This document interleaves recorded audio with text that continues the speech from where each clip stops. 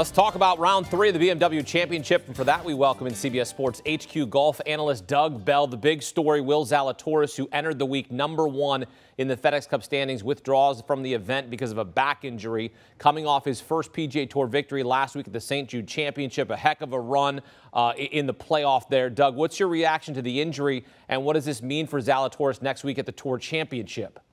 Well, Hakeem, a serious red flag whenever a professional golfer deems a bad back or a potential hip problem. And we saw him flinch after that swing, which led to him leaving the golf course. So I think it could be troublesome. A young guy who's played a lot of golf. While the big names were resting after the Open Championship, this guy played the Rocket Mortgage. He played the Wyndham Championship. He won in Memphis, obviously.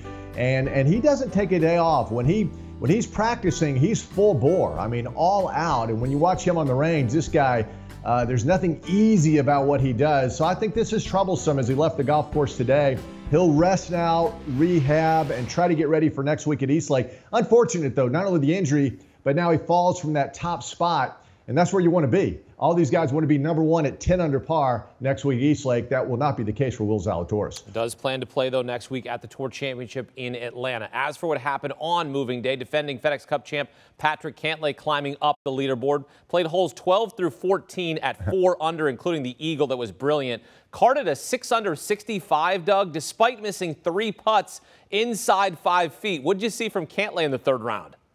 Well, I see a guy who's now playing the best golf of the season, and he's had a great year, 10 top 10s in 18 tournaments leading into this week. I mean, think about that consistency on the PGA Tour. That's remarkable. And I interviewed Patrick in Detroit at the Rocket Mortgage, and he told me, even though I haven't won this season, I think I'm actually playing better this season than last year when I won the FedEx Cup. I mean, think about that statement. But yeah, it was a heck of a day for a guy who seemingly gets hot now at this stage of the year. Every season.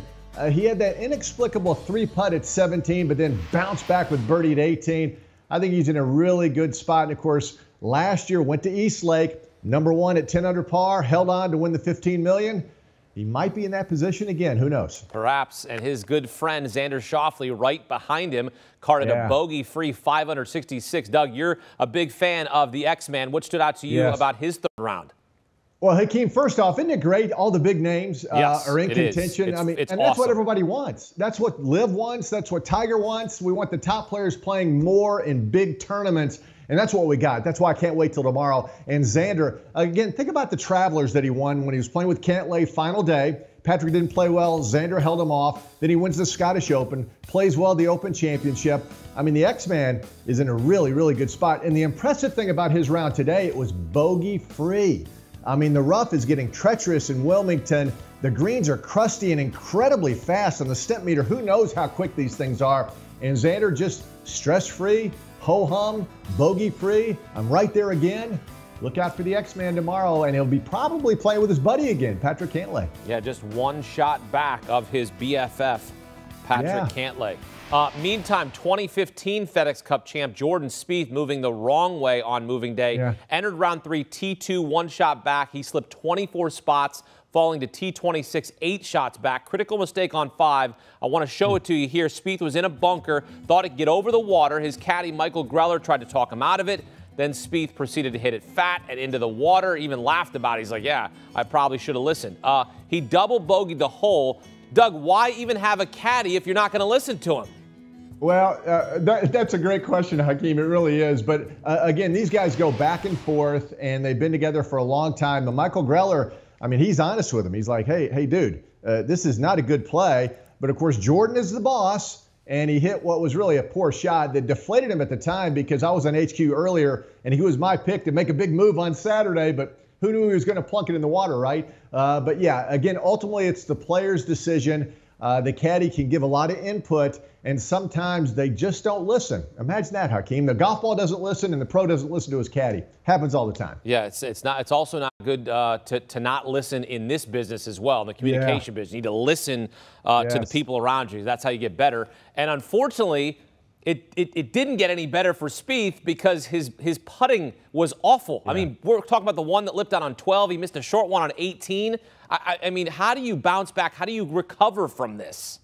Yeah, you don't. I mean, he'll be at Eastlake next week, and it's been a good year for Jordan Spieth. Of course, he won the RBC Heritage, but he's just not quite the player he was 2 or 3 years ago. I mean, let's be perfectly honest, right? And after the Open Championship, he took time off, went to Baja California with his family to take a vacation, came back to Dallas. The courses that he usually plays on were all closed, so he had to go to a driving range to get some swings in. He goes to Memphis and tries to get with his coach, and his coach can't make it there. So he's kind of working on things by himself. So it's been kind of a weird stretch since the Open Championship for Jordan Spieth. But the bottom line is he's just not as sharp as he was years ago. And frankly, not as sharp as he was earlier this year when he won the RBC Heritage. So again, we're seeing that since the Open Championship, players took time off. Some took it a little more seriously. Others just kind of relaxed and hoped to get their games back. Just bad timing, I think, for Jordan Spieth at this stage of the game. In one round, he went from 1 shot back to 8 shots back. Meantime, there are 8 players within 4 shots, including world number 1 Scotty Scheffler, who bounced back with a nice birdie on 18. Doug, who's your pick to win the BMW Championship going into Sunday?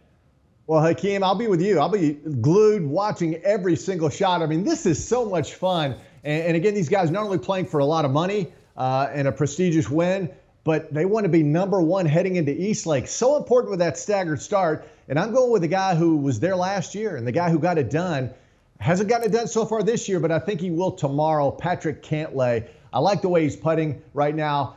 He's an outstanding putter on really, really fast greens. And again, you say, well, gosh, all these guys are, right? No, that's not necessarily the case.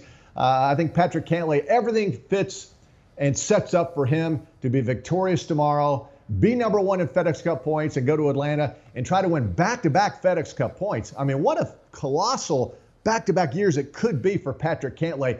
First thing, though, is let's win tomorrow, and I think he gets it done. Yeah, that would be incredible. And as soon as his round was over, he went to the putting green to work on the short putts. There you go. So he's cleaning that up going into Sunday, and he is the favorite going into the final round at the BMW Championship at plus 230, and that is Doug's pick to win the BMW Championship in Delaware. Doug, thanks. Thanks, Hakeem. And for more awesome golf content, join Rick Gehman and his crew on the First Cut podcast. Rick Gehman's actually out at the BMW Championship, enjoying some time away, enjoying the golf and the scene. You'll get tournament previews, including DFS picks and analysis. You'll also get round-by-round reaction to each PGA Tour event, including the FedEx Cup Playoffs. The First Cut podcast, download and subscribe today. Do you want a sports network that delivers everything that matters about the game? The highlights, the picks, the instant analysis, no yelling, no fake debates, no politics. Hit the subscribe button and never miss a moment.